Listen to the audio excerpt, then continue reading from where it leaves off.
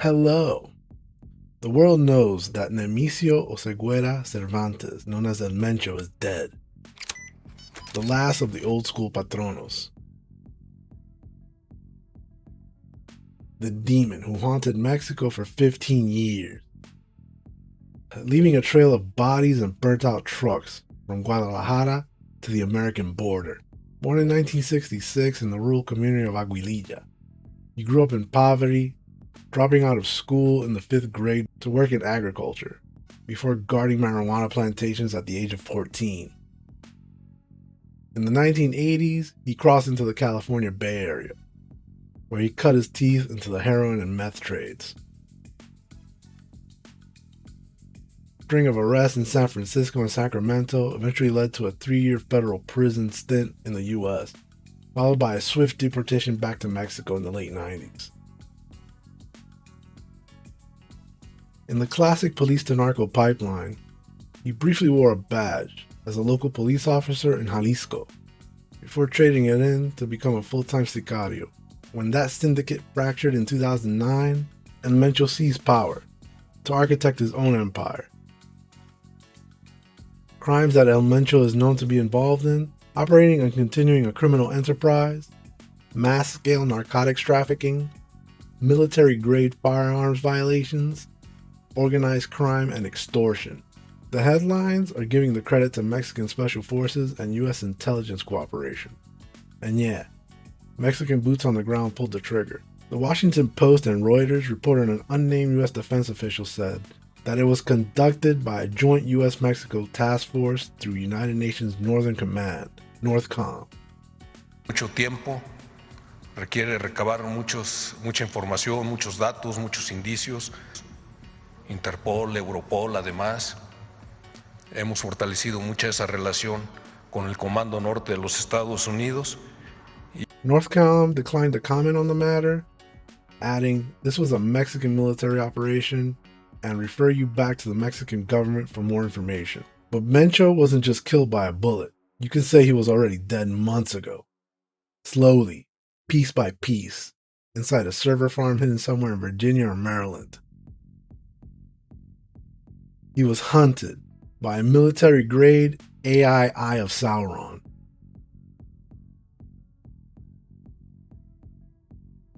For a decade, El Mencho was a phantom.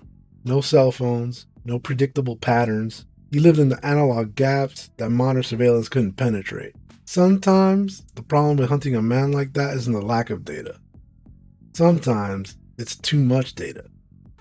Every wire transfer, every burner phone, every logistics route, it's an ocean of noise. But AI thrives where humans can't swim.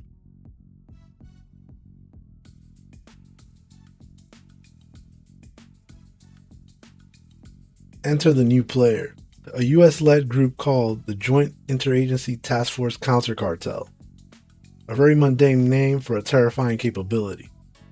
They stopped looking for Mencho, and instead they started mapping the ecosystem that kept him alive.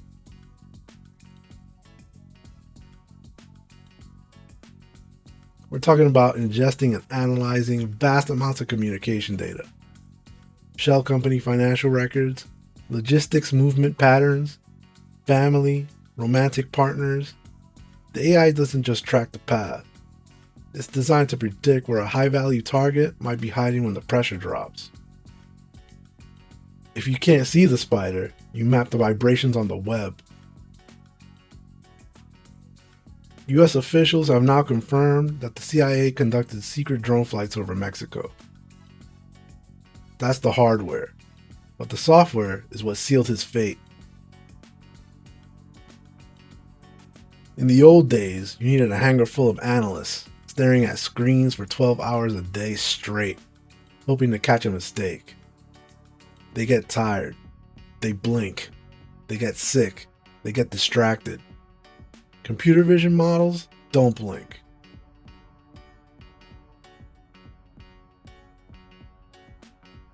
AI is standard now in modern drone operations, for exactly this reason.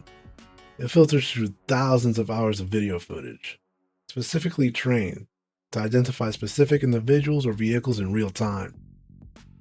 It establishes a baseline for a rural town, normal traffic movements, even normal thermal heat output, and waits for a deviation.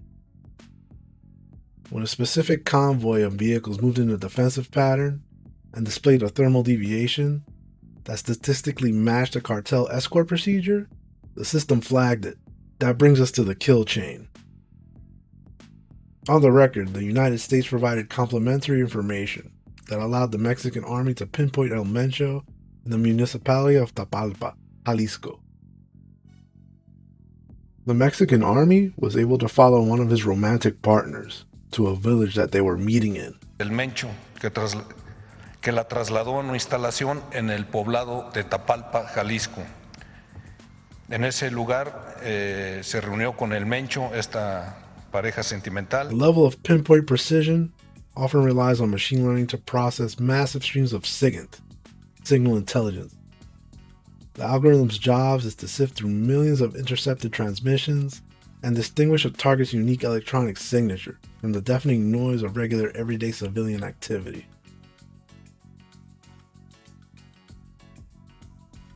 And now we have chaos. The CJNG is threatening cities in retaliation.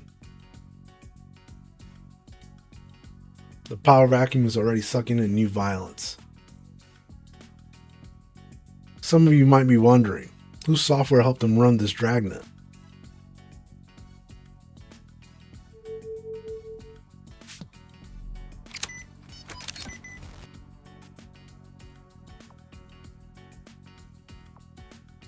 The name on everyone's lips in the defense circles is Palantir.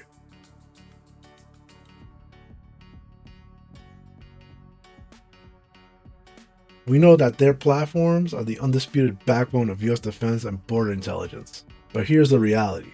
There's no declassified hard proof that Palantir was the specific architect of this strike. I couldn't find any official information, just rumors and misinfo. What do you think? Do you think Palantir was involved in this? Leave a comment below. The government doesn't name its digital executioners, and corporations like Palantir don't comment on the bodies.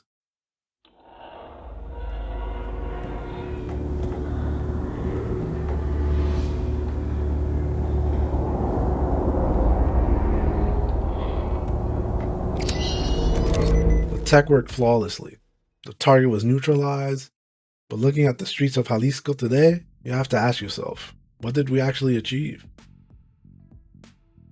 Your tax dollars built the ultimate man-hunting machine, a digital God's eye view that can find a needle in a haystack from 50,000 feet. El Mencho is gone, but the machine that found him is just getting warmed up. And now, it needs new targets.